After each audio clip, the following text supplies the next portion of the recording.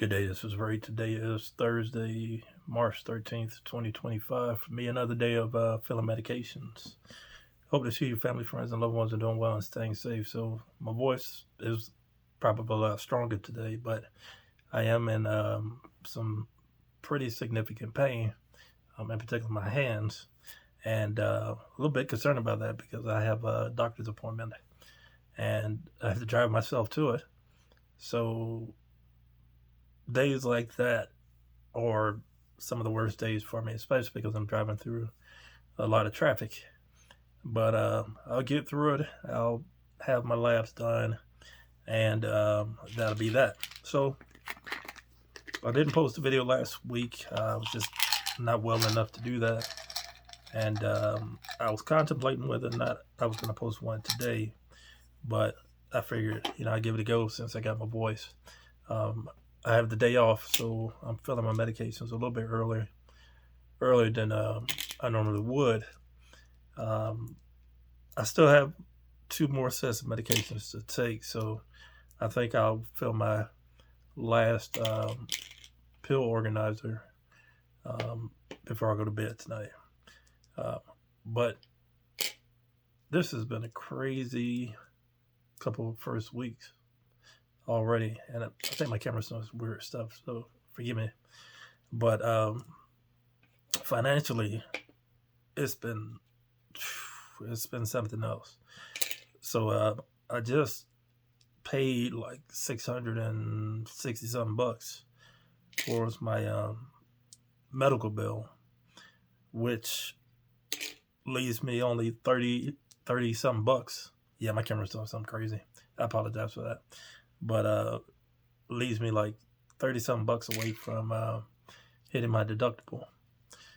So in one way that's good, another way that's terrible, because it's just March. It's not even April, and I'm already about to hit that deductible. But then after I hit my deductible, then my insurance is going to pay 90% of each claim, up to $4,600 out of my pocket. And that's gonna make it a little bit easier for me because I do have. Let me see. This is the first quarter, so I'll have a rheumatology appointment each quarter for the rest of the year, and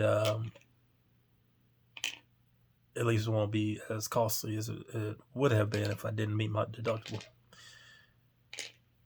Also, I got my tax bill, and I do owe the state a few $100s, close to $300.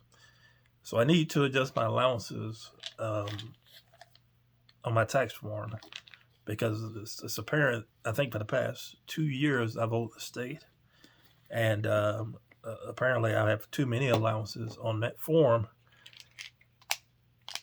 so that enough money is not being withheld to so that I don't have to end up owing each year.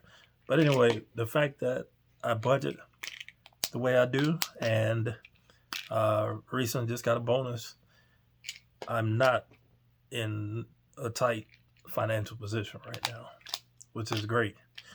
I did look at the pace of how much I've paid down compared this year compared to last year, and it will be less. And I think that's perfectly fine.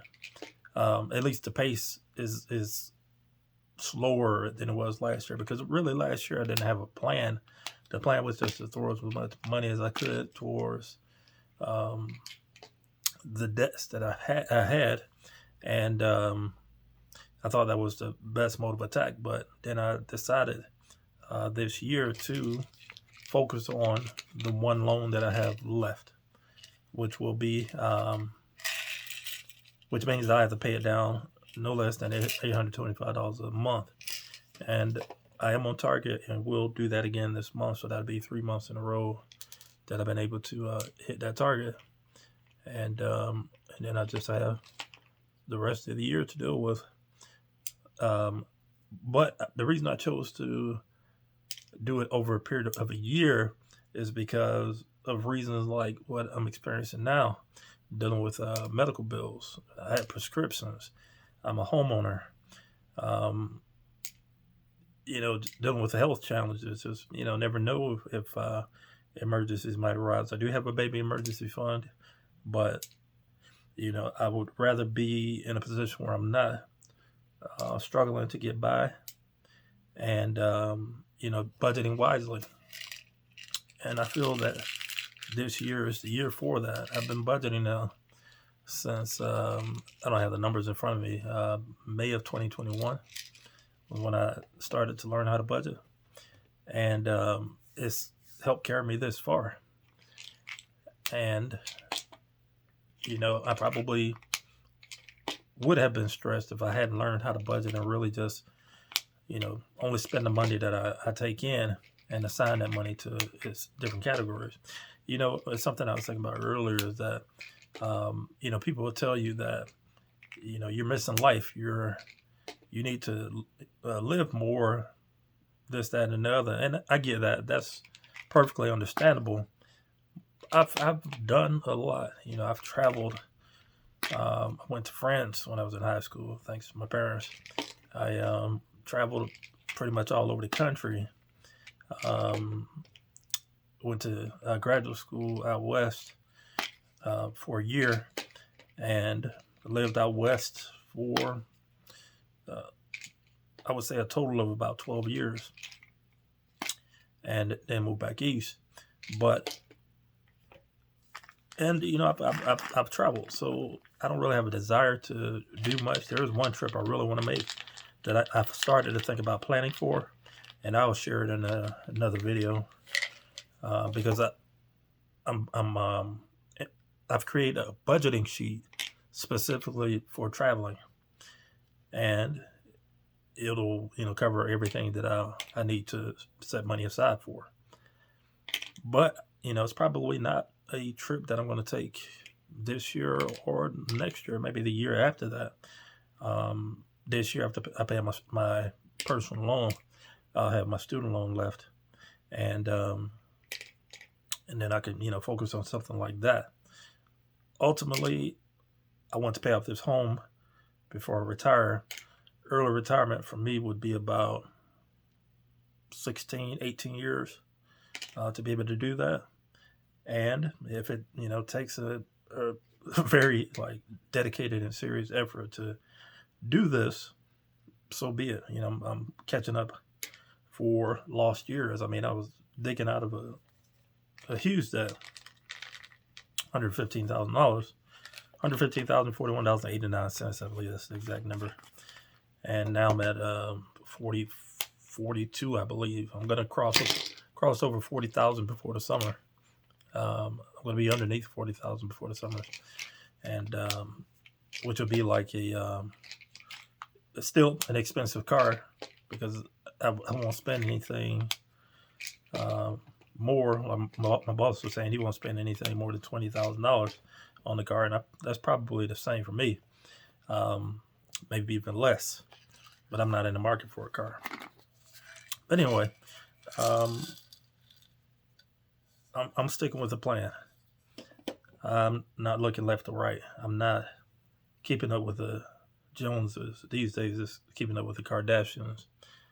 I'm just trying to do the best I can with the resources that I have and make better decisions than I have in the past.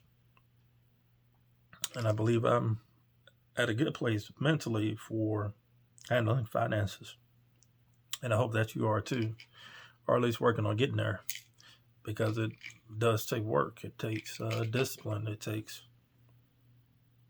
going against the grain, because it's only a small percentage of people that actually budget. And I get it's not fun, but in the long run, it'll make life much easier, especially as I get into later in my career and in retirement and dealing with emergencies and all that jazz. A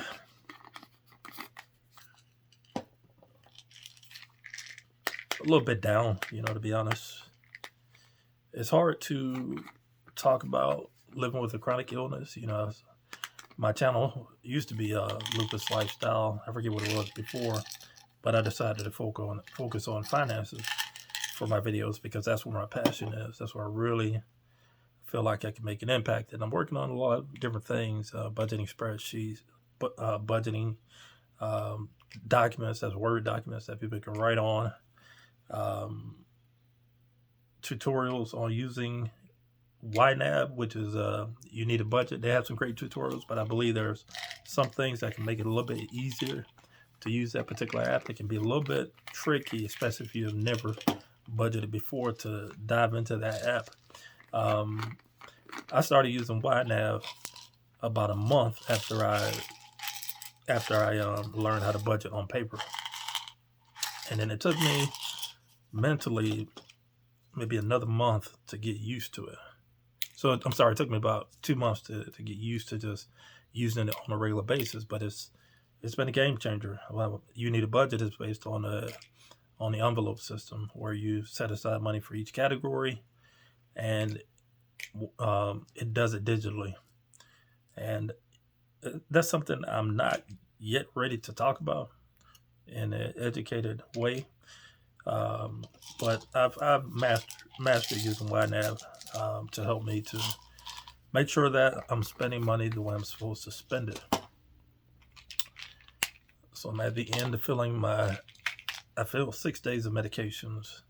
I'll fill my 7th after I have my last 2 set of medications today, and I'll go to bed early and try to get some rest. So that's going to wrap up this video. If you made it this far, feel free to like, comment, subscribe, hit the bell for notifications. You know when I post my videos. You can find me at youtube.com/@notinmybudget. As always, I hope you all take care. Thank you for watching.